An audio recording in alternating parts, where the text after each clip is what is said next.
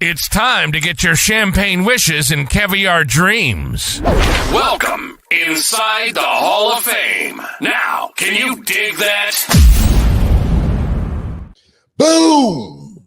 Welcome inside the Hall of Fame. I'm Booker T, 6-time world champ, 2-time Hall of Fame. I got my man Brad Gilmore here with me. As always, man, you guys are inside the Hall of Fame. Get your champagne wishes and caviar dreams, man. I know the callers are going to be calling in, especially after SummerSlam, man. After SummerSlam, it was a banger, man. It was a bang. The whole damn show was a banger. Brad, how you feel, man? I'm feeling great, Book. You know, I'm with you. I had so much fun. SummerSlam Saturday, we got to do our live broadcast on ESPN Radio nationally. All across the world, we were being listened to. We had callers from the UK, man, and all around the world. Everywhere. It was awesome. Everywhere. Actually, UK caller was actually really, really cool, man. He wanted me to talk to his sister. And did I ever speak to the sister? I think the sister was too shy. You know what I mean? I don't think the sister ever came around. Man, but what a banger, man. What a banger, SummerSlam 2024. I think it's going to go down as one of the best SummerSlams of all times, really. I really do. I was talking about how it was so untraditional as far as, you know, title changes.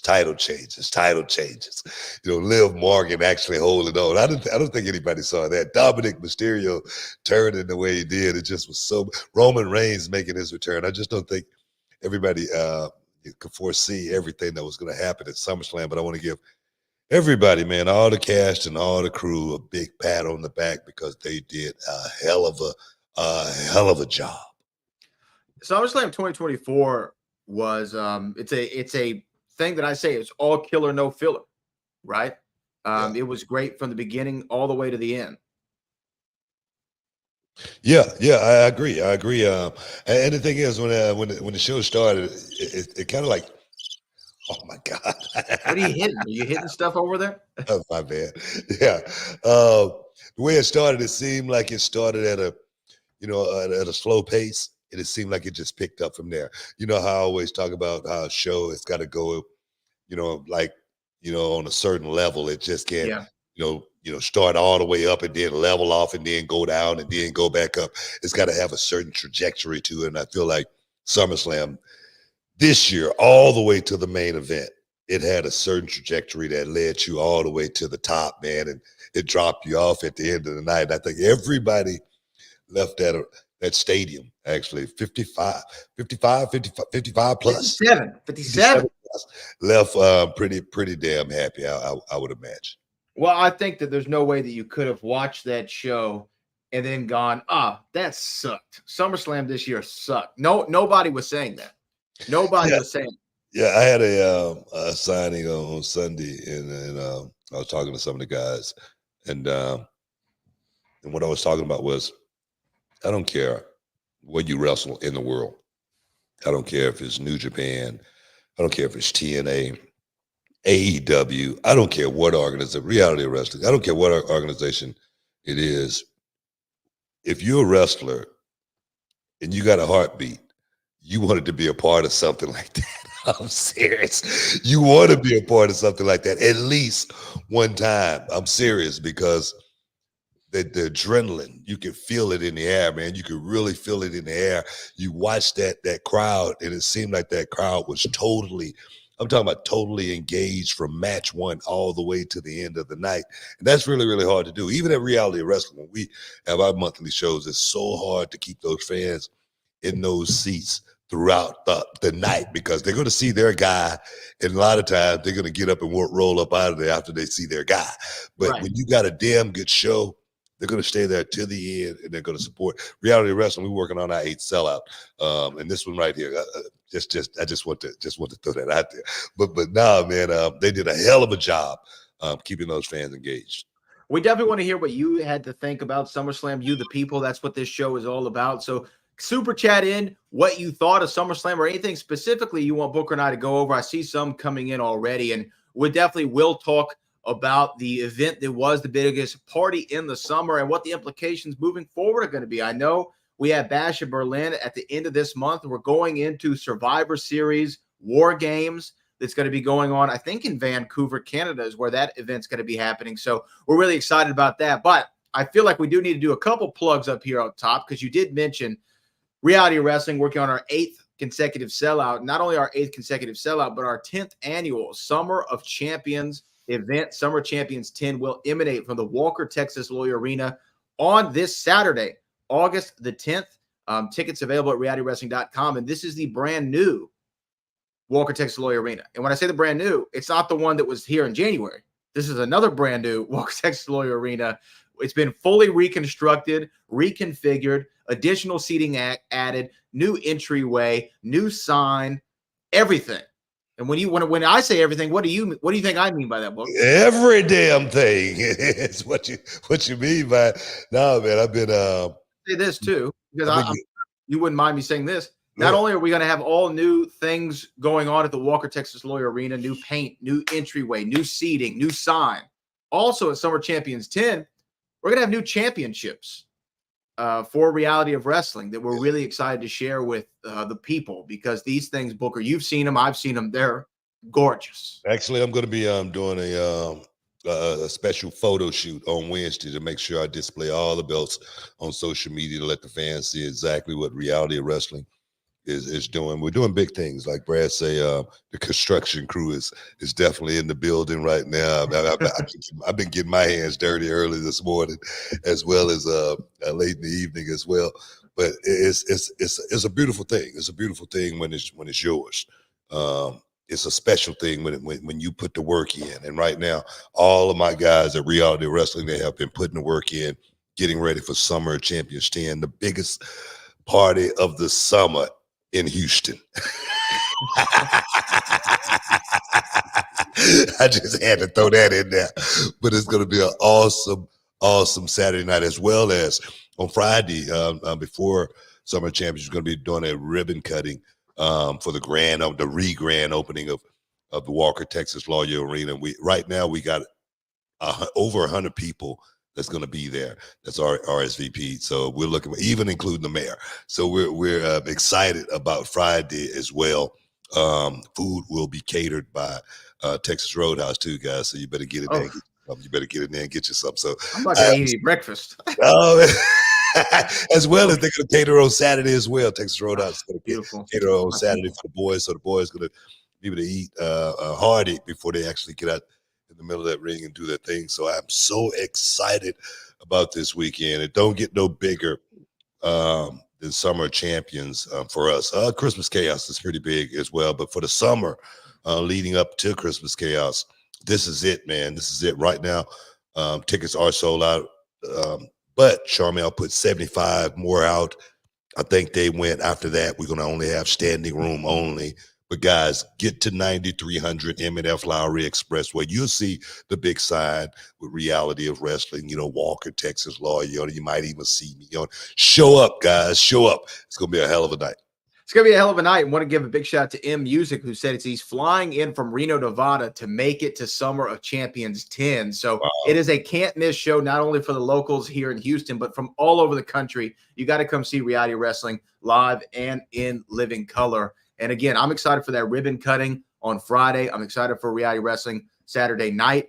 Also, a couple things happened over the weekend, because we are Houston people. We represent Houston. Andre Johnson, Houston Texans, first Houston Texan to go into the Hall of Fame, was somebody who, when I was watching the Texans really getting into football, coming into adolescence, Andre Johnson was the coolest guy in the world, and no one could catch like him. I would have arguments with people. He's the greatest wide receiver of all time. And you know what? I feel like some of those arguments are now founded in reality because he's immortalized in Canton.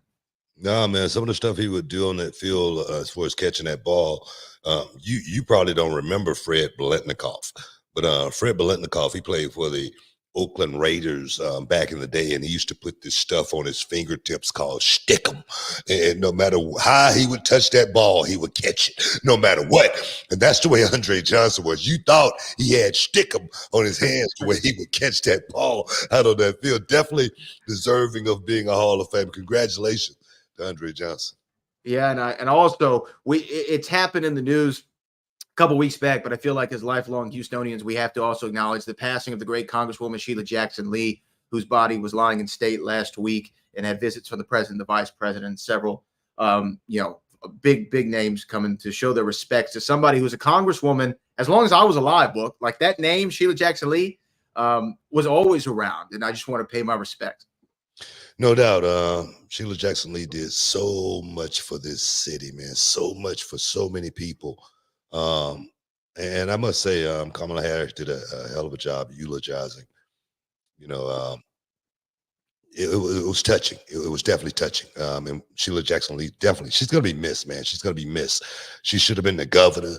She should have been vice president. She could have been president. She could have been everything, man, because she was a warrior, man. She was such a true warrior for this city, like I say, for so many people, and she will be missed, man.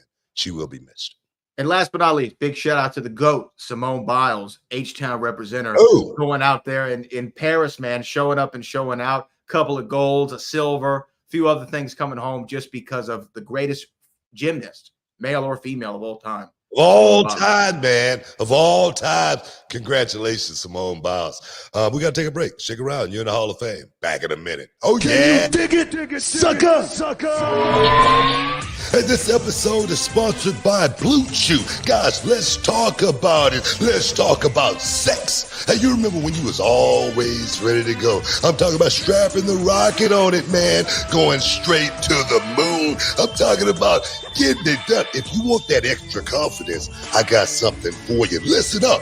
BlueChew.com. Blue Chew is a unique online service that delivers the same active ingredients as Viagra, Cialis, Levitra, but in a chewable tablet at the fraction of the cost. But the great thing, Book, is you can take it any time, day or night, so you can plan ahead or be ready whenever an opportunity arises. The process is simple. You sign up at BlueChew.com, consult with one of their licensed medical providers, and once you're approved, you'll receive your prescription within days. The best part, guys, it's all done online on the internet. So there's no doctor's visit, no awkward conversations, no waiting in line at a pharmacy or any of that. And the thing is, Book, Blue Chew's tablets, they're made right here in the USA and prepared and shipped direct to your door in a discreet package, so no one is the wiser. Let's just get it out there, guys. Blue Chew wants to help you have better sex. Discover your options at BlueChew.com. It's like this. Chew it and do it. And we've got a special deal for our listeners. Try Blue Chew absolutely free when you use promo code Booker at your checkout. Just pay $5 for shipping, man. That's BlueChew.com. Use promo code Booker to receive your first month absolutely free. Visit BlueChew.com for more details and important safety information. And, we want to thank Blue Chew for sponsoring the Hall of Fame podcast. Chew it and do it. Shub. Welcome back inside the Hall of Fame, man. We just kicking it, talking a little bit of, hey, man, this is the after party. SummerSlam after party. I guess that's what we're going to call this, man. Because, like I say, so much went down SummerSlam. I want to, again, congratulate L.A. Knight. Yeah. L.A. Knight finally did it, man. I mean, this dude has been chomping at the bit for the last couple of years, just trying to get a piece of the action, just trying to get a chip in the game, and now he's finally done that. So I'm definitely I'm on board. I'm on board. Let me talk to you. Yeah, I'm right there with you, Book. To me, LA Knight, you know, he's also a throwback in the best way possible. You know what I mean by that? Yeah. Like, I don't mean it negatively in any meaning. He's a throwback in the best way humanly possible, because what LA Knight harkens back to, there's been a lot of comparisons to, you know, The Rock and Stone Cold and things of that nature. And I see the influences there. But this is a guy who's a product of the generation of the Attitude Era, now here in this new hot era in WWE. He looks great. He sounds great. And his match against Logan Paul was one of the better matches, I'm talking about technically, of the evening. There was a lot of stylistic the matchup between them stylistically, I guess is what I'm saying, is what I really enjoyed on Saturday. But also, shout out to Logan Paul. That guy can do things that he should have no right and ability to do. Especially a guy that just, you know, walked into the business with zero experience, right into the main event, you know, WrestleMania with the Miz taking on the Mysterios. Definitely, that's not something you're going to see ever again. I'm serious. I don't think you're going to ever. I'm talking about a guy that have sustained and actually been relevant enough to where people believed him in that position. I got to give Logan Paul a hell of a lot of credit, man. A hell of a lot of credit, because, like I say, I really don't think we're going to see anybody come from the outside world and not just have a match, but this guy went on a run. You know what I'm saying? He went on a hell of a run. So I give the dude a whole lot of credit, man. He's extraordinary as far as, you know, picking this business up, understanding it. And you know what I always say, man, you got to be able to make it in the locker room before you can make it in the ring. This guy didn't get no pass or anything like that. He has to be a likable guy for him to have been in that position. So definitely Logan Paul did a hell of a job as U.S. champ. There are certain guys who come into guys and girls who come into the business, and to borrow a phrase from you, it's like deja vu. It's like they had been there before. And to me, seeing what Logan Paul, with a handful of matches, this isn't a guy who came up on the indies or who trained in NXT for a few years. Because of his name and his star power, they sent him straight, like you said, to WrestleMania. And he had to learn on the fly this game. And to me, Logan Paul took to this so effortlessly. And I'm not just saying from the athletic standpoint, because, you know, athleticism can only get you so far. You could be the most athletic guy and be able to do all the stuff in the world. Doesn't really mean a hill of beans if you don't have other things that make people care. And when you look at him as a promo, you see what he does on social with, you know, interacting with the guys and being able to kind of further storylines. And I just think that, you know, I know some people feel a certain way about Logan for whatever reason, but to me, he's one of the great signings in the last couple of years to the WWE because of the marquee value he brings, the social media following he brings, the respect for the business he obviously shows, and what he's able to do inside the squared circle and on the mic. Like, top to bottom, I don't see how anybody could complain about having Logan Paul in the WWE. No doubt. Deja vu. I remember being on the sofa watching WCW back in the day, and I say, man, I know I can do this better than that guy right now. Man, I know I can. I know I can out-talk him. I know I can outwork him. I never took a lesson before. I never been in that square circle once, and I'm sure Logan Paul was sitting at home once upon a time saying, man, I think I could do this better than some of these guys just doing it on television. And then to actually jump in the arena and actually pull it off, that right there is something that's very, very uncanny. This was not, you know, like a Lawrence Taylor, you know, one-off. This wasn't like a Bad Bunny situation where he just came in and did a couple of things. This is a guy, like I say, had a sustained run over a period of time as the United States champion, a YouTuber, a guy that's not from this world that we're in. So that's why I say I give this dude a lot of credit, man, for actually stepping into those shoes and actually being able to wear them again is something that's very, very uncanny. So big ups to Logan Paul. Big ups.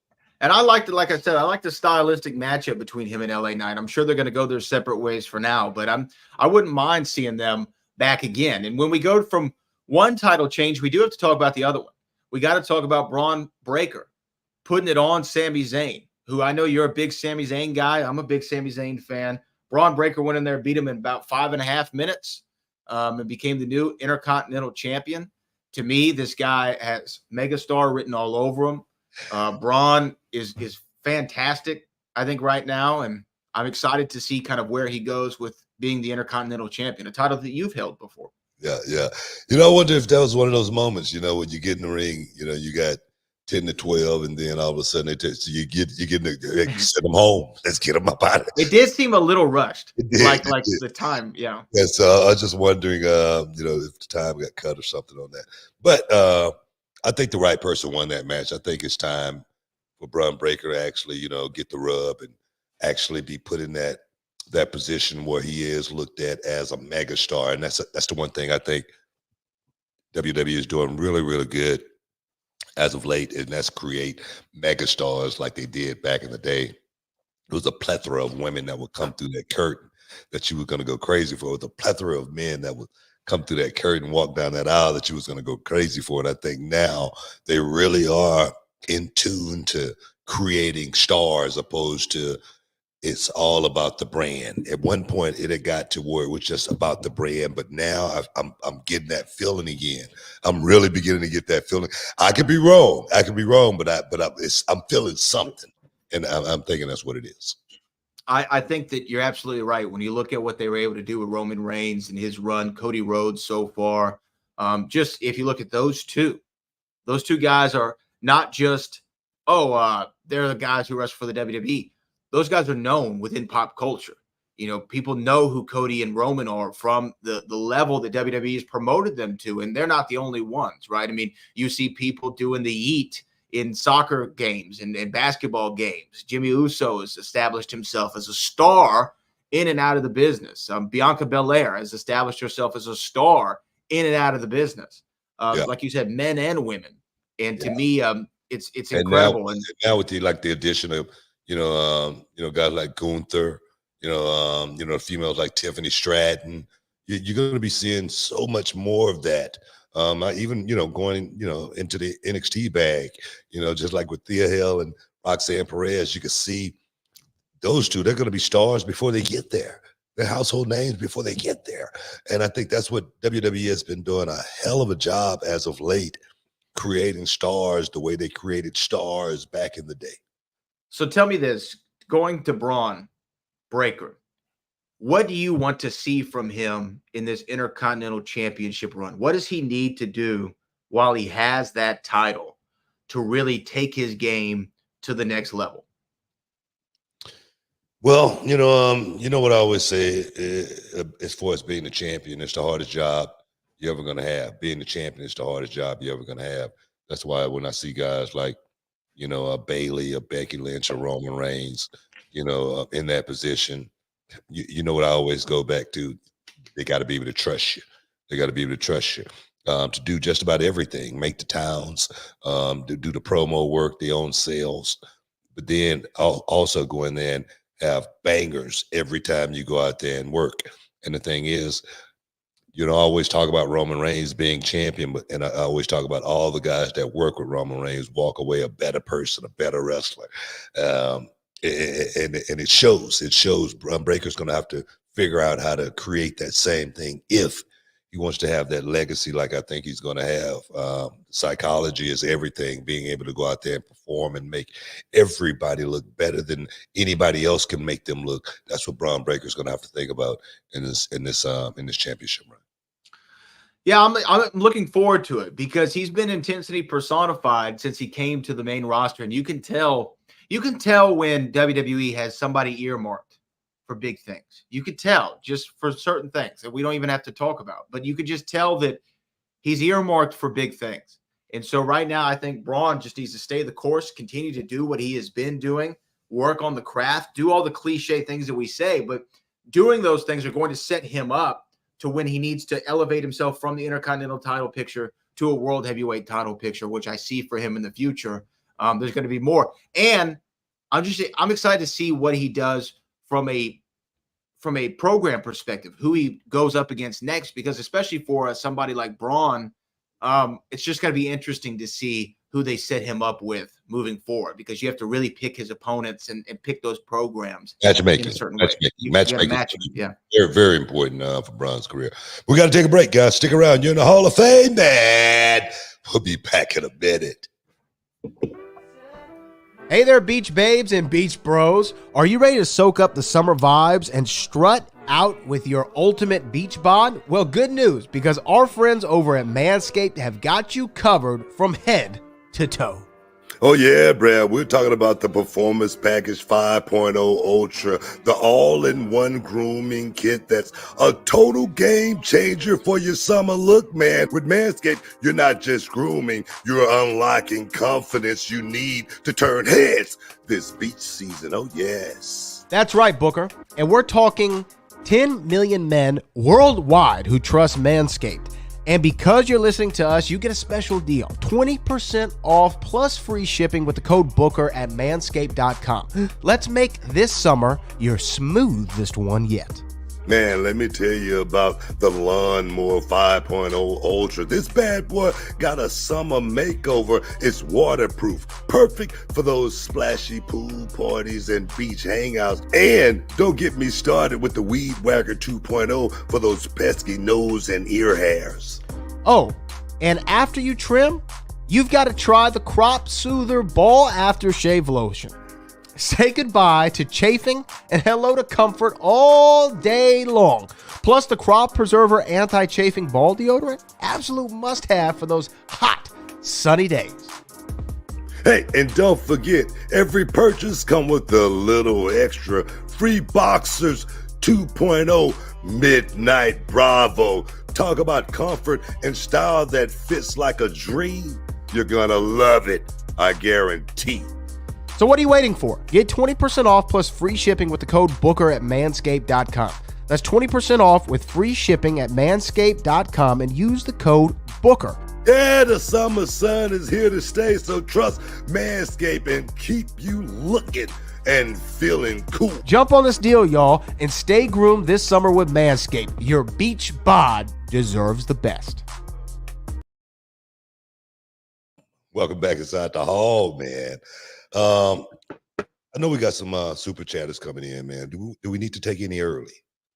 Yeah, I mean, we're on the topic of SummerSlam, and a lot of these have to do with that exact topic.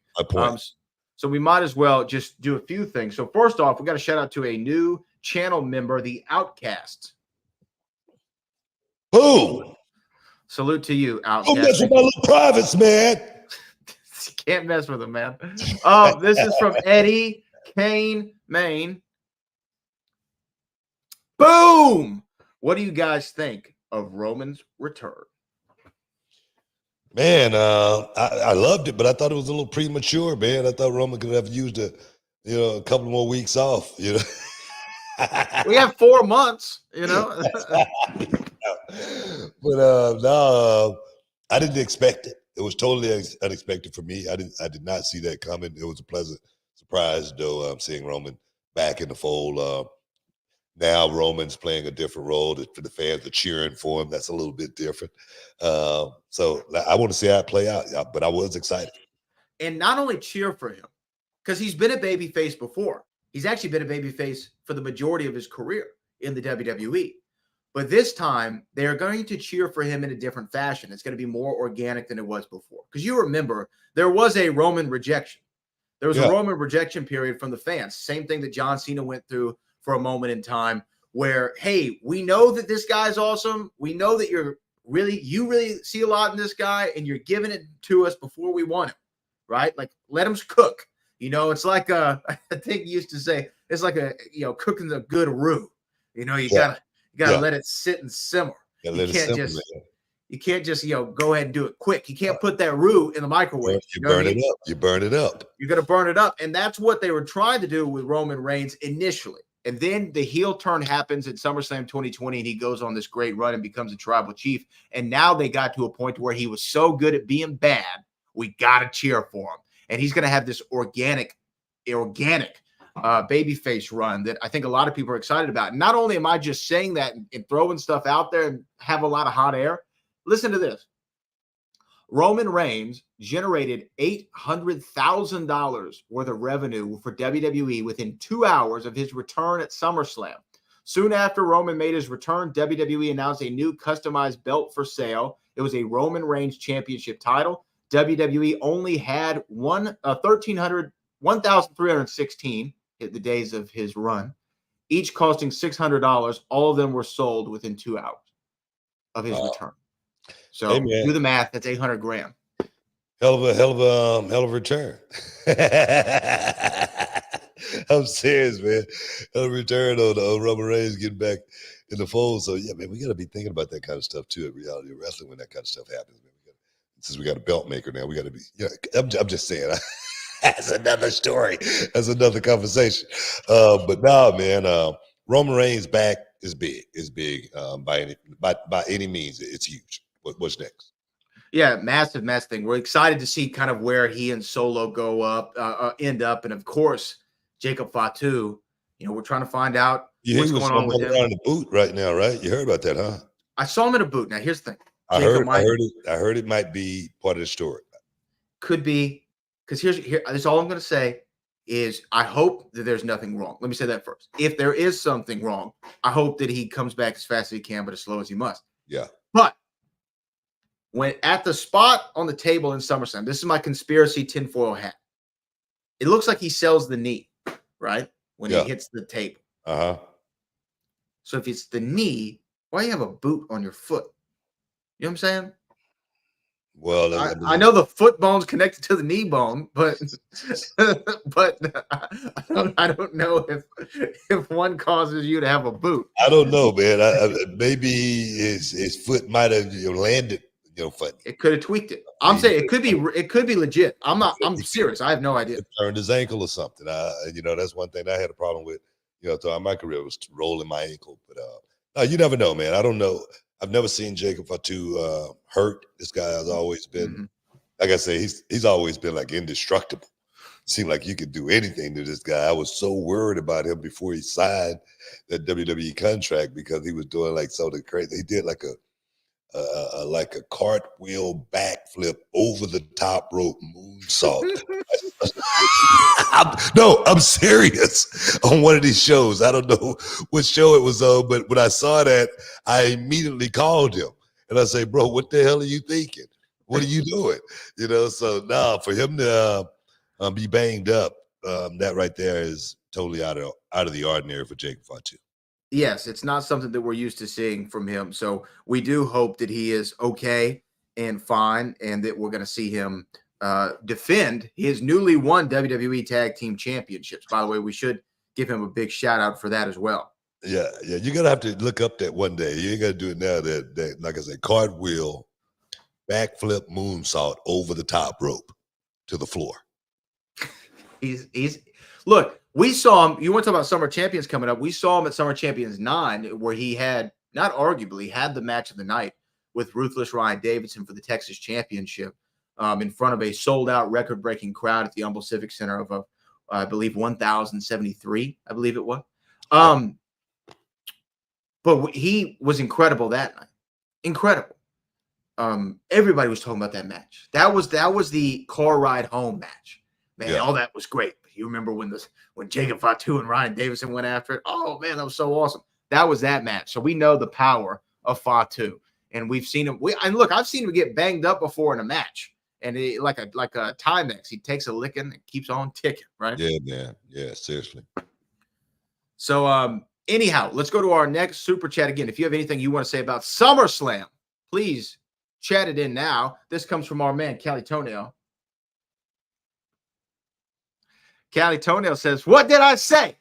Nia, the world is yours. You go, girl." Also, it was not the turncoat event of the year. It was good starting with the Great American Bash. Yeah, the Great American Bash week 1 was hot. But Nia Jax, she's the new world champion. I agree, Callie. Nia Jax deserves it, man. She's been working for this moment for quite some time. She's been, on that roller coaster where it's been a lot of ups and downs in her career. And I really feel like she's in perhaps the safest space she's been in since she's been in WWE. And it's taken this long. sometimes it takes that long. I remember having a conversation with Undertaker, and we asked each other one time, sitting at the bar over a couple of cocktails. He said, man, why did it take us this long to figure this out? We was, in our 40s, getting ready to wrap it up, but that's the way it is sometimes. Nia Jax, I really feel like she's going to go on a hell of a run. I feel like it's going to take a hell of a force to actually take that championship off of her. So I'm just looking forward to seeing how this thing play out. Yeah, we're gonna see exactly what Nia Jax can do, because the thing is, again, Nia's such a she's the monster, right? She's the big, powerful, irresistible force, immovable object, right? And to me, those are always interesting from a character standpoint to see how they match people up, because to me, I feel like she's gonna go on a squash fest of everybody. That's what I feel too. What I mean? Yeah. She's gonna beat everybody. She's gonna clear out the division until there's got to be one person who rises through the ranks, who's strong, almost looks like a superhero in their own right, And you know what? All that chaos. I'm not booking the show, man. I'm not booking the show either. I'm just saying all that chaos that Nia Jax brings. I'm not booking the show, bro. Look, let me say what I want to say. All that chaos that Nia Jax brings, all the chaos that she brings to the women's division. Storm has to come through and just quiet all that down. That's all I'm saying. I don't know who that could be. But I just want to see a Storm, calm all that down. Yeah. You know what I mean? Yeah. That's what they used to call Charmel. That was her gimmick in WCW, Storm. She was Storm. Charmel, you talking about her making a comeback? Lace them back up. You know what I mean? We could find Kwee somewhere. We don't want to see Kwee-Wee's ass nowhere. Okay. Oh, I'm trying to get Kwee over. Trying to get him a booking. You know what I mean? Kwee-Wee's gonna hear that. He goes like, well, "What kind of heat I got with Book?" You know what I mean? Oh man! Is there Kwee heat? Do we not know some Kwee heat? We got heat. He does have heat with me. Okay. Well, another story for another day. This comes from. We'll take this one and then we'll go into to some more later. This comes from B. In a minute, yeah. Hey, Book. Roxanne Perez versus Thea Hale was awesome. Man, you know what? I feel like Roxanne Perez and Thea Hale is going to have many, many more matches just like that one. It's going to be this could be one of those rivalries, that could go down in the history, throughout the annals of times in professional wrestling, because both of these young ladies, man, they're so young, they're so talented, they're extraordinary as far as how far they are along in this game. Both of them. We call Roxanne a prodigy, but Thea Hale, take nothing away from her. She has grown so much in this last year, man. She is awesome. But we got to take a quick break, guys. Stick around. You're in the hall. We'll be back in a minute. Hey, y'all, Booker T here alongside with my main man, Brad Gilmore. And today we're talking about something that could really change the game when it comes to how you get paid. That's right, Booker, because let's face it, life doesn't just happen every 2 weeks. So why wait for a payday? With Earn In, the money you've earned already can be in your hands today. Earn In is this incredible app that lets you access your pay as you earn it. We're talking about up to $100 per day and up to $750 each pay period. All you got to do is download the Earn In app, verify your paycheck, and boom, you can access up to $100 a day as you work. And the cool part, you just leave an optional tip, and any money you access plus the tip gets repaid when your next paycheck rolls in. Brad, I'm always talking about staying ready so you don't have to get ready, right? Imagine having that extra cash for that surprise date night, or maybe when you have to take the furry little friend to the vet unexpectedly. Absolutely, Booker. Or even those times when you need to grab a last-minute gift, or maybe you're a little short on rent, or hey, even you might want to pick up some new gear for yourself or your kids or your lady. Folks, make Earn In part of your financial playbook. Join over 3.5 million customers who are finding financial stability and peace of mind thanks to Earn In. So don't wait around for a payday. Get your money when you need it and take control of your finances. Download Earn In today and experience what it's like to access pay on your terms. Get started with Earn In now and join the millions who are getting their pay their way. It's time to earn in, not just earn. Check it out, man. Welcome back inside the Hall of Fame. I know you said you want to, move on from the super chatters. We'll bring it back here in a bit. Anything special you want to talk about? Just there's been a few things, but I feel like, look, obviously there's a lot of topics going on in the world of wrestling. SummerSlam we're going to continue to talk about, but there's a few things that are Booker T related I wanted to talk about. But first off is this. I mean, look, we've talked a lot on this show about your run in TNA, right? Yeah. We've talked a lot about it. And one of the things you said was you were thinking about Hollywood at one point. You were like, hey, you know what? Maybe I could use TNA to try out some of my character work and really get to the next level. Forrest Whitaker, you've referenced a lot. Last King of Scotland. Yeah. Right? So when you're thinking about TNA here inside the Hall of Fame, we're talking about it. We're talking about Booker T and your career and when you were trying to be the last King of Scotland there. I saw a clip that a friend of mine sent me. Shout out to Elliot. A friend of mine sent me from your TNA run that I had not seen, right? And I just thought it would be fun inside the Hall of Fame for you to see this clip and then just kind of react to it a little bit. How does that sound? Does that sound okay? Yeah. So let me pull this clip up. This is, again, from your TNA days. I'm already laughing. This is from your TNA days when you were – this wouldn't be King Booker. What would you call this era? No, it was just this was my I was like an African. This is the African era. I was like an African accent. Yeah. This is the African era of Booker T in TNA. This comes from Slam Hub Wrestling. Are you ready to see it? Yeah. There we go. What we have here the elite, the best of the best. You see in my country, back in Africa, the lion, king of the jungle. The lion runs in packs, very dangerous, meat-eating beast. You see what you have here, Jeremiah, the lions of TNA. From this point on, we take what we want. We don't ask. We want respect from this point on.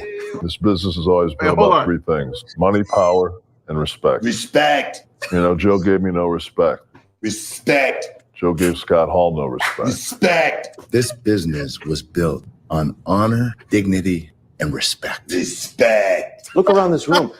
Kurt, Booker, Kevin, and myself. We tried individually. We tried it the nice way. All we wanted was a little bit of respect.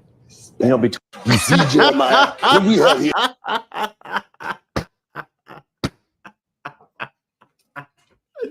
Oh, man. That's great. I'm talking to Jeremy Borash.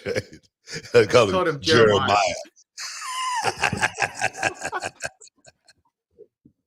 Respect.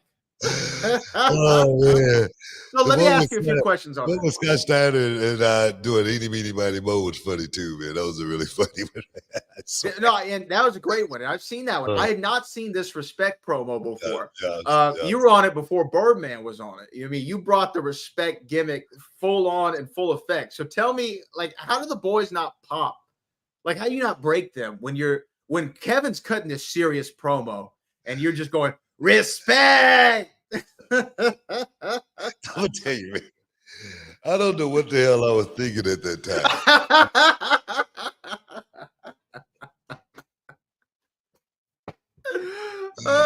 I'm serious, man. When I go back and watch that stuff, I don't know what the hell I was thinking, bro. I swear, I was out there, man. At that time in TNA, I had no direction. Nobody was telling me what to do. Nobody was giving me any instructions as far as, hey, Book, we're going to need this from you tonight, or, hey, Book, don't do this, or whatever. It was just, do whatever you want. And I was just trying to create. I was trying to have some fun. I was trying to let the boys around me, have some fun at the same time, hopefully. And trying to figure out what this thing was going, because Main Event Mafia was huge, man. For me, I thought that was, I thought it was huge. I thought it could have gone down as one of the best factions, one of the greatest factions of all time. Just that crew, the lineage, that all of us, had been a part of. Me and Scott both coming from tag team, backgrounds, being very, very successful, and then finding ourselves as tag team and winning tag team champions. We got Sting, we got, Big Kev, I don't know what the hell they were thinking, but I was just trying to have some fun and create while I was there, and to that 2 years. And it went fast, but come on, man. Yeah. To me, that's an all-time the respect thing. That's I always say, man, I feel like I let myself down in TNA. I really do. I feel like I let myself down because I feel like I could have I feel like I could have worked a little bit harder. Maybe I should have, asked more questions. Maybe I should have, bulked the system a little bit more and went to Dixie Carter and maybe I never had a conversation with Dixie Carter. Like, you mean ever? Never, really. Other than when I first signed. You know what I mean? It was like, glad, we're glad you're here and whatnot, and I'm happy to be here. One of those type of conversations. But after the initial conversation with Dixie Carter, I never had a conversation with Dixie Carter ever again after that. Really? Yeah. And why do you think that is? You just avoid her? Well, it was I could see that it was certain people in her ear and they were deep as far as in her ear. And I didn't want to be one of those guys that came in there looking like I was trying to take somebody's spot or anything like that, which for me, I was just coming there to have some fun. I had some off time. I left WWE. I wasn't doing anything. I still feel like I had something to give. But in this business, a lot of times people can think you stepping on their toes or trying to, step into their spot. And that just wasn't what I was thinking about when I was in TNA. Well, I mean, and I've heard you talk about that before, but I still think that you had some great moments in TNA. Whether they live up to your standard of quality, which is different, right? I mean, to me, as long as you made me feel something and I enjoyed it while it was there, to me, I think that's a win. Obviously, you hold yourself to a higher standard. The thing is, I worked hard when I was working. Even the stuff that I was doing, like that, stuff like Eeny, Meeny, Miny, Mo, everything that I did in TNA, even like working with Samoa Joe here in Houston, man, I went out and I gave it my all. I worked hard. From that aspect. But what I mean is, like I said, I feel like I could have contributed a whole lot more to that company from a, per se managerial perspective, because, I've been pretty successful with reality wrestling, but I've had a great team around me at the same time, and I just felt like Dixie Carter at that time, she needed a team around her that was going to help her, opposed to just try to take. And in this business, it's a lot of takers, and you got to know how to spot them. You got to know how to sense it, and I don't think she had that ability to be able to do that. You felt like she was somewhat taken advantage of? Oh, yeah. I think she was taken advantage of in a lot of ways, just because she didn't know the business. She didn't know how ruthless the business was as well, and one thing about the boys, it's hard to know who to trust. It really is.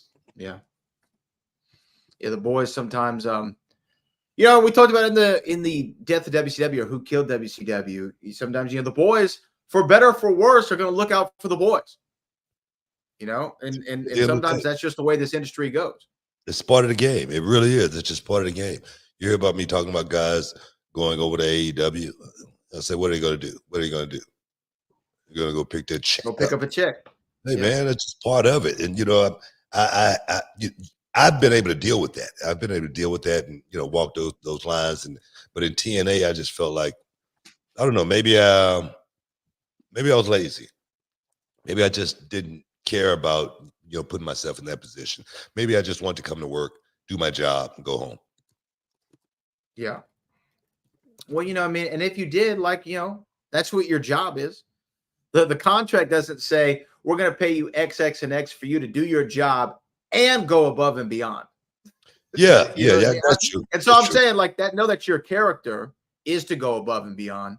So I understand why you may feel like you could have done more, but at the end of the day, Main Event Mafia was awesome.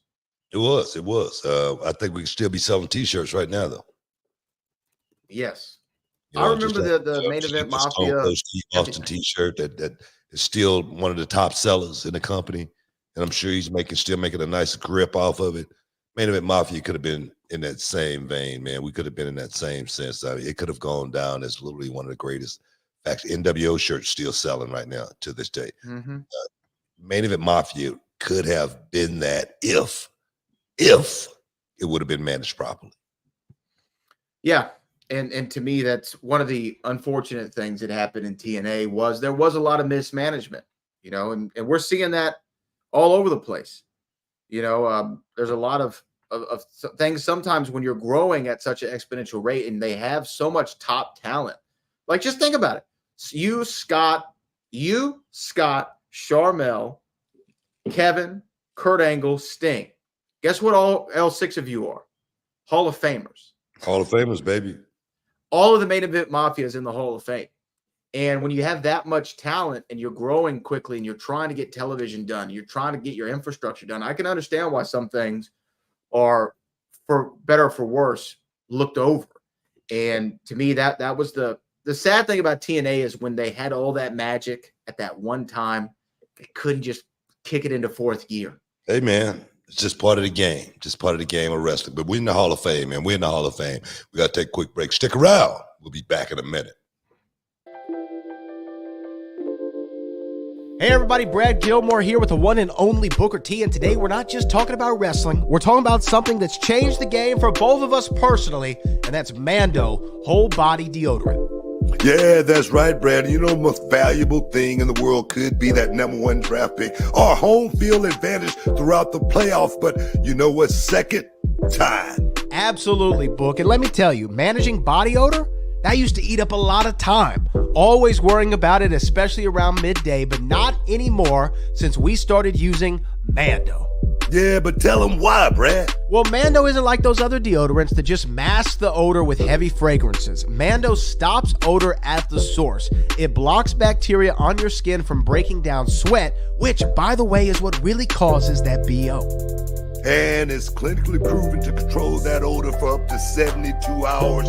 Now that's long-lasting, man. It really frees up so much time since switching to Mando. I've even perfected my half-court shot, believe it or not. Man, that's awesome. And let me add, I've been using Mando everywhere. Pits, grundles, and even those stinky crevices. We all got it's aluminum-free, cruelty-free, dye-free, and vegan. Designed by a doctor who knew what was up about body odor, man. And for our listeners, we got something special. New customers can get $5 off the Mando starter pack. That's over 40% off. Just use our code BOOKER at shopmando.com. That's shopmando.com. Use shopmando.com. Check out their starter pack. Brad and I would not steer you wrong. With Mando, you're really taking care of your body odor anywhere and everywhere. Give it a try and let us know what you think. All right, now back to wrestling. But remember, control your body odor anywhere, anytime with Mando, and save big with the promo code Booker at shopmando.com. Boom! Welcome back inside the Hall of Fame, man. I got everything all worked out over here now, man. Oh yeah. I think it was the earphones. The earphones. Now I'm back, man. The sound is like crisp. There you go. Oh, I love it, man. But you said you had a little bit more to talk about Booker T. I have one more thing Booker T related, and then we do have so many super chats that just came in over these last breaks, so we're gonna have to get to them all. But let me get to this. Complex, big media site. I'm sure you're familiar with Complex. All the listeners out there are. They put together a list, and we always like to talk about these of the top 50 greatest wrestlers of all time. Top 50, right? Booker T is on the list of the top 50 greatest of all time. As well as I should. Yes, and where you are is number, I don't know, did you see this list? No. Did I tell you where you are already? Mm-hmm. You are number 38 of the greatest professional wrestlers of all time. 38, You are right, number 39. Wait a minute, are they ranking this top 50 like in order, or just are the 50 guys on the list? In order. There's an order. There's a countdown. They're not like going from, I know going from 50 to 1, but are they saying number 1 was the greatest wrestler of all time is what they're saying? Yes. Okay. Yes. Who is that? Who they got? Number one is Stone Cold Steve Austin. Okay. Number one number is Stone two. Cold is The Rock. Oh, number 3. John Cena. 4. Hulk Hogan. 5. Ric Flair. 6. The Undertaker. 7. Roman Reigns. 9. I mean 9. Okay. 8 is Andre the Giant, and 9 is Macho Man Randy Savage. 10. Shawn Michaels. So you see, whoever put that damn list together probably ain't never had a black man over for dinner. Okay, that's the way I look at it. Okay, Well, that's the way I look at it because yeah. look here, there's no way I'm number 38. They could go to hell with that list. They could take that list and put it where the sun don't shine, as far as I'm concerned. Do you want to know who's in your wavelength according to them? I'll go from 41 on. Actually, 41's Trish Stratus. 40 is Harley Race. And the thing is, when these guys put these lists together, they're fans. They're looking at it as fans. All right. Stone Cold Steve Austin, they saying was the best wrestler in the world in the history of wrestling. Number one. This is let me make a correction. I do stand corrected. This is the top 50 greatest WWE stars of all time. Okay, now I can agree with that. I can totally agree with that. But when someone start ranking wrestlers, 50 to 1, and it turn out, come on, man. I don't believe in those kind of lists. I don't believe in the list either because they're too difficult to. First of all, there's no metric, right? Like in other sport, there's metrics, but it's still debatable, right? I mean, people still talk about Jordan or LeBron or Kobe or whomever, right? Or the logo or whomever, right? So it's all subjective. I just will say 41 is Trish, 40 is Harley Race, 39 is Roddy Piper, and then 38 is Booker T. Yeah, that's where they have you. And then 37 is Jake the Snake. So Where's Ron Simmons? Where's Ron Simmons? I don't know if Ron is on the list. Let's see. Ron, that's why I said. See, that's what I'm talking about. When lists like that. Ron is not on the list. Exactly. Am I the only brother on the list? Well, I haven't gone through the whole thing, but I'm just saying. Can you clarify? Can you? I'm gonna look through as you talk. I'll look through. And that's why I say I hate being compared. You know what I mean? Because I know how good I was. I know how good I was inside that square circle. And as far as ranking me, I always said I was top 5, in the world. And they say, what number are you? I don't know. I was just top 5 when I was active, at my prime, at my peak. I felt like I was just that good. Am I putting myself over? Am I patting myself on the back a little too much? Perhaps. But I really felt like I was, just as good as anybody that ever stepped inside the square circle. I really believe that. Now, obviously, the question that you asked, I do have the answer. So there's yourself, and of course, Rock, Dwayne Johnson, identifies as Black and Samoan, and you're the only 2 on the list. Yeah, exactly. People of color. Eddie Guerrero, if you Black and brown. Where's Tuco Scorpio? Tuco Scorpio was one of the greatest wrestlers. He was so much better than me. Tuco Scorpio was better than me in so many ways. But well, I mean, look, maybe technical wrestler or however you want to look at it. I wouldn't agree with that, honestly, but that's your opinion.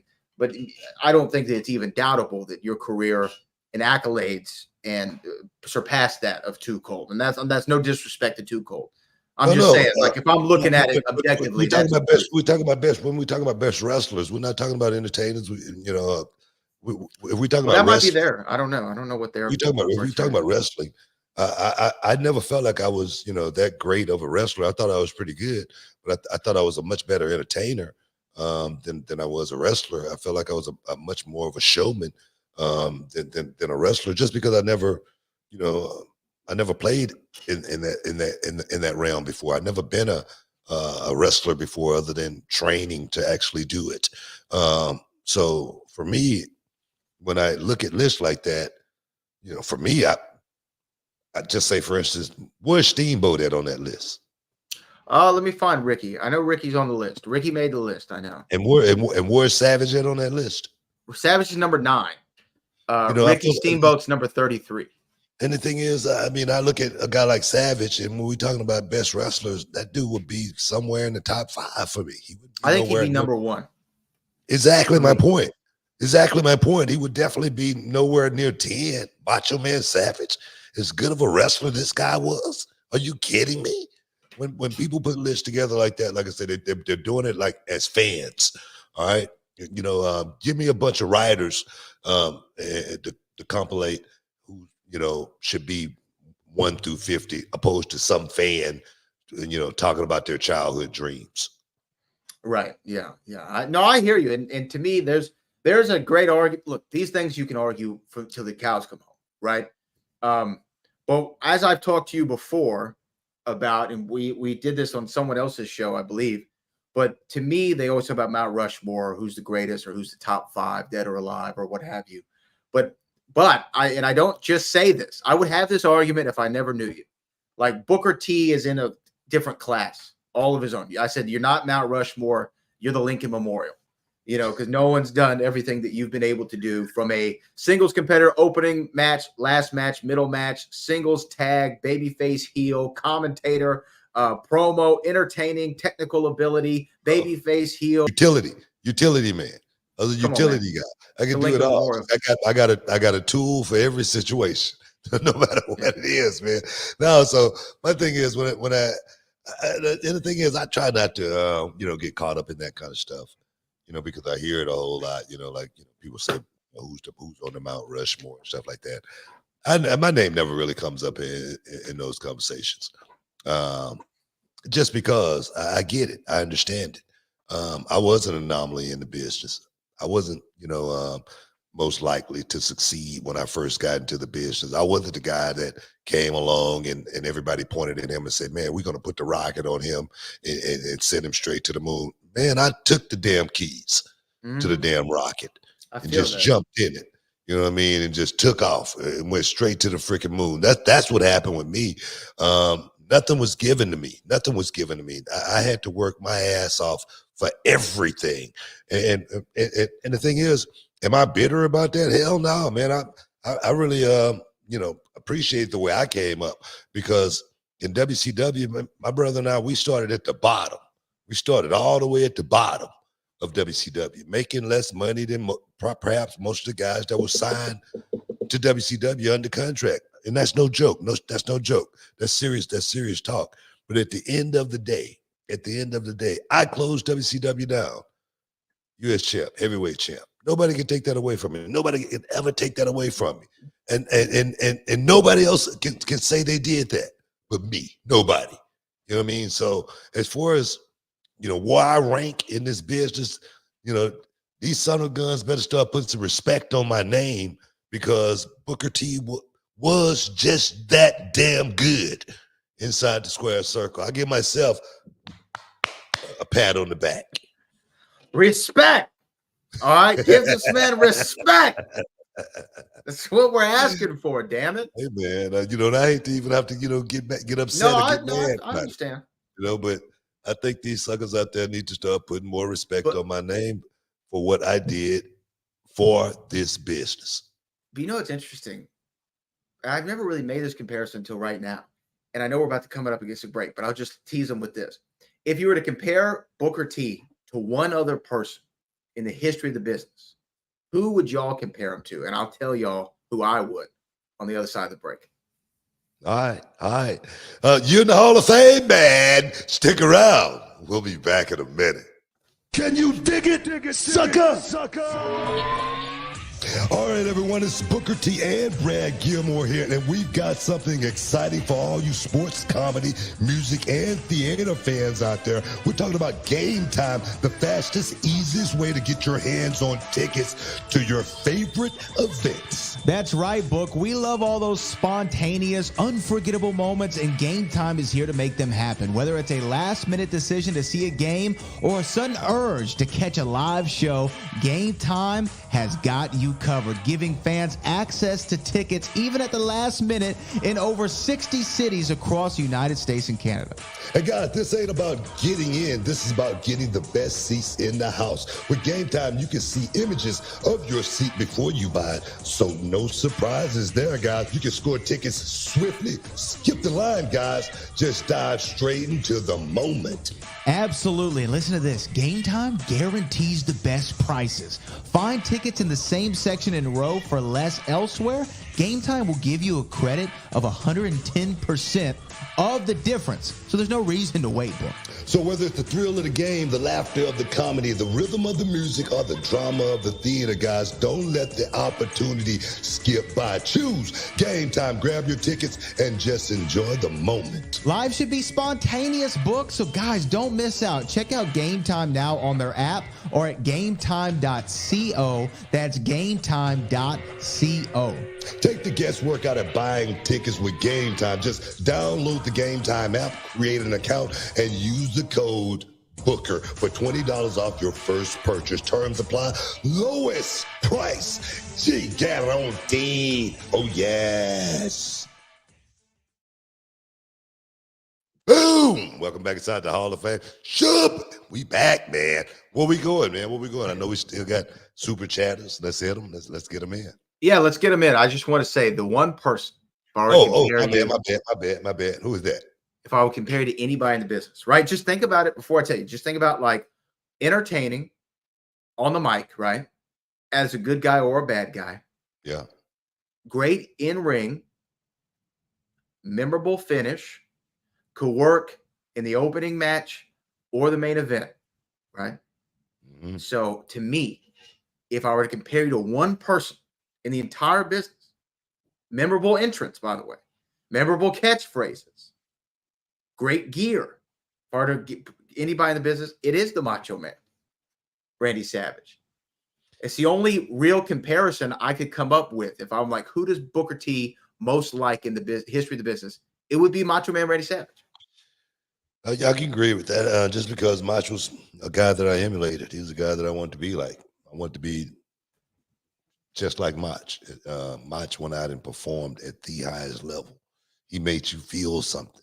When you saw him walk out, you knew it was Macho Man Savage, just the way he was dressed, just the way he talked, just the way he went out in the ring, performed. It'll never be another Macho Man Savage.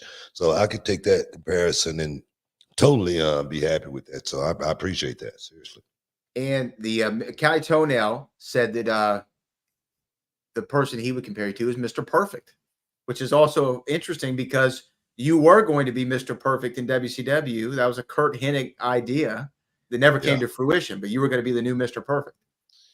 Yeah, man, that's something that Kurt Hennig saw in me. He wanted me to be just like him.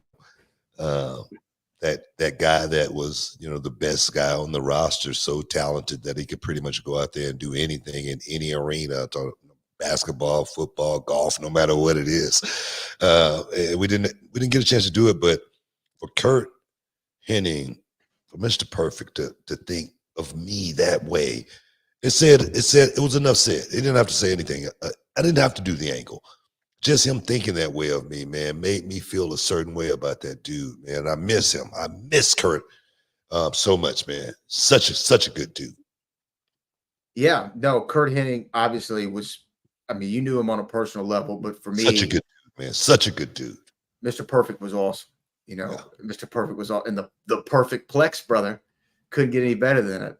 So man, yeah, he was a performer, man. He was such a performer. He went out and went above and beyond the call of duty to make sure the match felt a certain way. Every time Mr. Perfect was in that ring, you wanted to watch, even if it was just for him to turn a backflip when somebody kick him, behind the leg. Yeah, he's gonna turn a full backflip for you. So no, man, I miss that dude and his performance and just his laughter and his smile more than anything. Yeah, no, Kurt Hennig, one of the greats of all time, and would have loved to have been able to see that come to fruition. The Booker T version of Mr. Perfect, but cool. That is one of those pro wrestling elseworlds that we'll never really get to see, but it's cool to think about and cool to imagine. Yes, but we do have so many super chats to get to, so we might as well continue on. This comes from John. JID999. Gunther and Braun winning was the right payoff. Yeah, no doubt. I feel like both of those guys, they're the future. They're the future of the business. They're the guys that's going to take us, into this next wave, and really, really put WWE in that position to where so many young people are going to, want to be a part. That's just the millennial thing going on right now. There's so many guys and girls that's trying to get into this business right now. And you see it, like just, for instance, from the NIL program and what this business is doing for these young people, man. It's changing their lives. It's giving them something that they wouldn't be able to find anywhere else out there. So for me, I'm loving where the business is going. That the future of professional wrestling is very, very safe. And I see that with Reality of Wrestling Summer Champions 10 coming up on Saturday, guys. If you anywhere in the surrounding areas of Texas City, get out there. But I see it even at Reality of Wrestling on a monthly basis now. I say how so many guys, so many girls are showing up just wanting to get a shot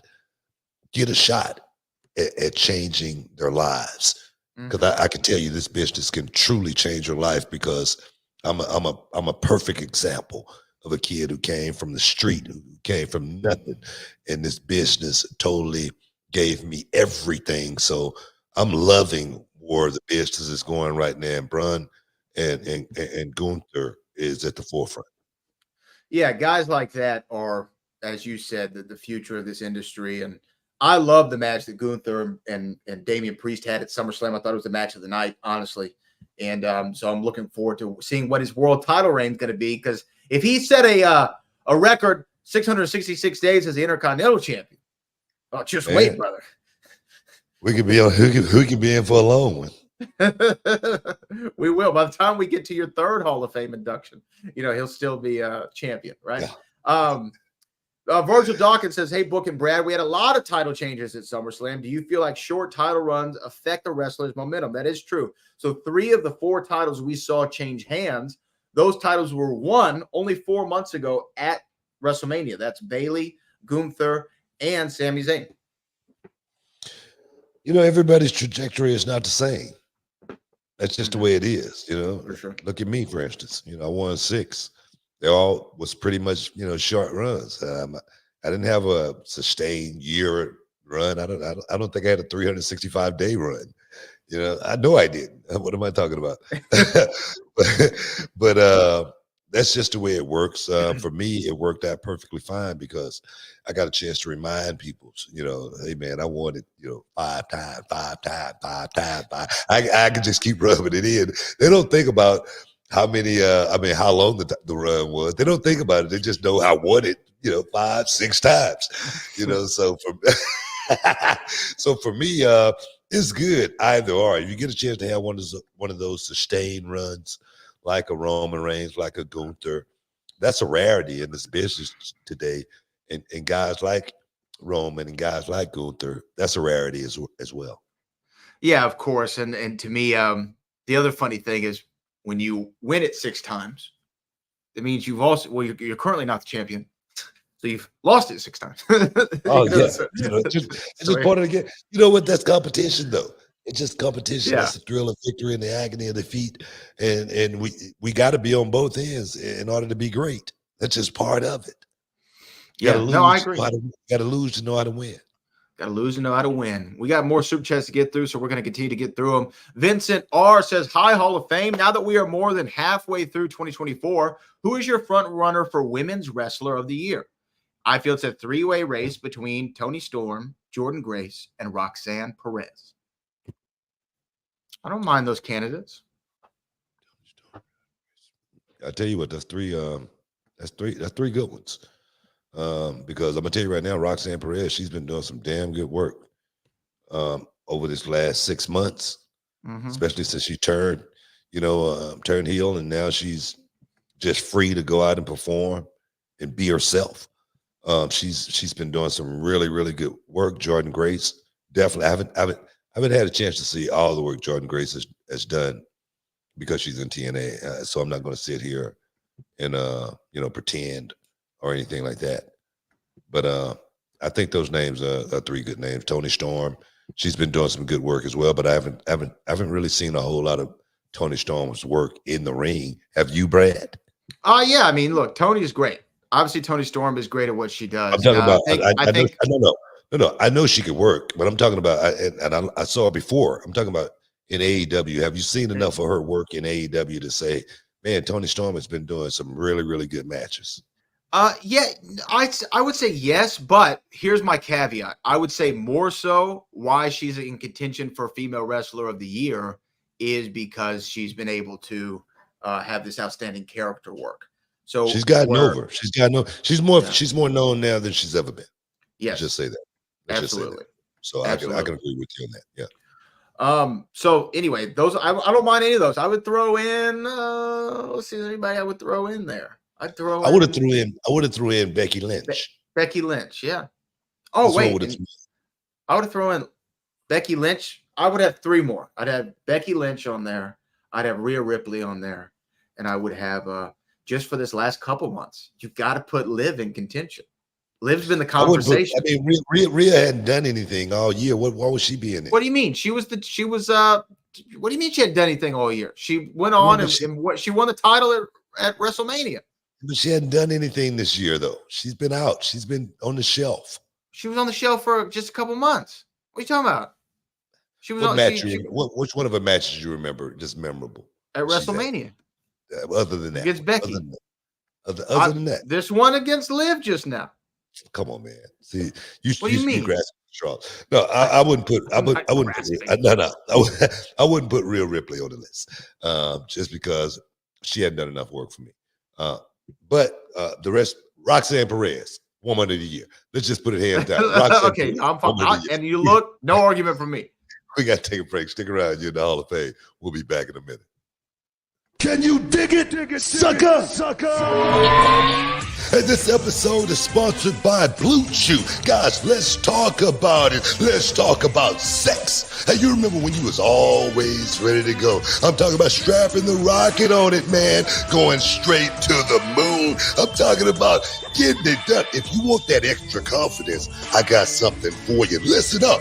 BlueChew.com. Blue Chew is a unique online service that delivers the same active ingredients as Viagra, Cialis, Levitra, but in a chewable tablet at the fraction of the cost. But the great thing, Book, is you can take it any time, day or night, so you can plan ahead or be ready whenever an opportunity arises. The process is simple. You sign up at BlueChew.com, consult with one of their licensed medical providers, and once you're approved, you'll receive your prescription within days. The best part, guys, it's all done online on the internet. So there's no doctor's visit, no awkward conversations, no waiting in line at a pharmacy or any of that.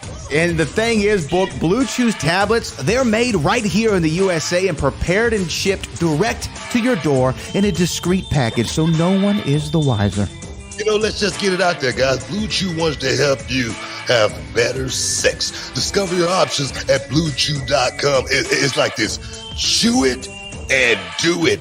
And we've got a special deal for our listeners. Try Blue Chew absolutely free when you use promo code Booker at your checkout. Just pay $5 for shipping, man. That's BlueChew.com. Use promo code Booker to receive your first month absolutely free. Visit BlueChew.com for more details and important safety information. And, you know, we want to thank Blue Chew for sponsoring the Hall of Fame podcast. Chew it and do it. Welcome back inside the Hall of Fame. Taking super chatters, man. Let's keep it rolling, man. Let's keep it rolling. We're going to keep it rolling, and our next super chat here comes from Virgil Dawkins. Can you talk about your feud with The Undertaker on SmackDown? The vignettes leading up to the pay-per-view were so entertaining. Were those your ideas? No, it wasn't my ideas. I just went along with the program, man. I remember I had a voodoo doctor. You know, yes, I remember the voodoo doctor. She gave you some dirt, right? She gave me these bones, this little potion that I had to cook up that if I used it, it could get me to win. None of that stuff helped, man. It was a waste. But it was fun. It was fun working with The Undertaker. I remember. Did y'all bond more like while you were working with each other, or were y'all already pretty tight by that time? We were already tight. We were already Yeah. tight by that time. But I remember, working with Taker, and I remember doing that one spot that he loved. I tell you what, I think this was a make or break moment for me when I had to do the tombstone spot with the Undertaker, and it's where he gets you up for the tombstone and then leans back, and then you got to pick him up for the tombstone and then lean back again, and then boom goes up, bang, 1, 2, 3. And I remember he leaned back and I went to pick him up, and his ass was heavy. I mean, bottom heavy. And I had to use every ounce of energy to get him up to that point, man, just to teeter back in and boom, take it. But it was one of those moments to where, like I say, they got to be able to trust you. Right. You got to be able to trust you to be able to pull it off every time. And I swear, man, that was one of those moments where I was like, man, if I don't get this done, I'm going to be in a whole lot of trouble, man. But I remember working with Undertaker as well, man. Being in that, I remember like the first time I worked with the Undertaker, even though we, from Texas, even though we both come from, the Dallas territory, he was still he's an icon. He's a guy that was way up there high on the food chain. And I remember working with the Undertaker, and everybody back then, of course, they had the lighters out. They lit the place up. And it was before cell phone lights. It was before cell phone lights. I didn't want to age myself, so I just said lighters. But I remember Taker making the walk, and I was almost like looking for my lighter so I could hold it up too, because I was caught in the moment, and I had to snap out of it. I'm like, well, wait a minute, you get ready to wrestle the Undertaker. Kick out. What are you thinking? So I had to literally, from being a fan to regrouping and having to think about wrestling the Undertaker, man. It was crazy. It was the stupidest thing in the world. Yeah. Love it. We're gonna move on because we have a lot to get to here. This is Mike Woodson, who says, Booker, you preach this so often. A wrestler's worst enemy is ring rust, and it definitely showed with Punk because Drew was definitely in his head. No, man, time off is your worst enemy. I don't care if you get on the bike, the pre-core, go jogging every day, jump rope, no matter what. Nothing can get you ready for being in the ring other than being in the ring. I don't know what it is. I don't know if it's the bounce of the ring. I don't know. I know for myself, I had a knee injury, and I took like 5-6 months to heal. And I was on the bike every day. First match, I was at a house show, and I remember I was gassed so bad. I was like, man, what's going on here? Because I've been training, I've been getting ready for this moment, but nothing can get you ready to be in that square circle, and just the nervous energy, just the people, cheering for you. You not wanting to make a mistake is burning energy. It's so much goes into being off and trying to come back. It's not like, like people say, it's just like riding a bicycle. No, it's not at all. Trust me. Yeah, no, I'm sure. And Punk, I didn't notice the ring rust as much, but obviously when you're dealing with injury, you're in your late 40s, you haven't wrestled since January, you're going to be a bit slower. I'd have to go back and watch with a more keen eye. Go back and watch. You'll see it. I saw it. Yeah. Mike says, can't wait to see what's next for Bobby Lashley. Multiple WrestleMania victories, 2-time WWE champion, 4-time TNA champion, a future Hall of Famer. Yeah, Bobby, an MVP of, allegedly leaving the WWE. Rumor is they want to go to AEW. Well, it's not MVP said he ain't going back. So that's not a legend, right? That's not a legend. Right? So let's tell it like it is. Bobby's been very, very quiet. That's what I meant more so. We know where MV is headed. Yeah.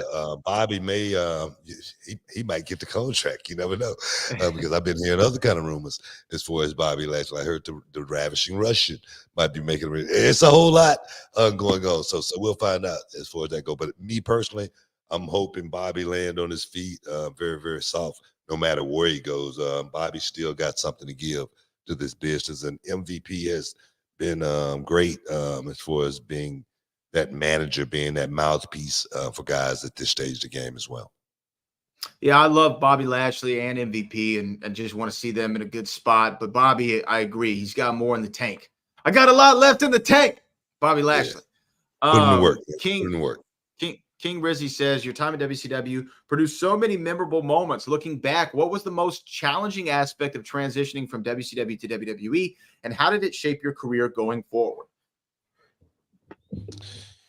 Oh, man, what was the most difficult part about the transition? You know what? I didn't have a hard transition at all coming from WCW. I mean, unlike most guys, I think the hardest part, the biggest hurdle was the match in Tacoma, Washington with Buff Bagwell.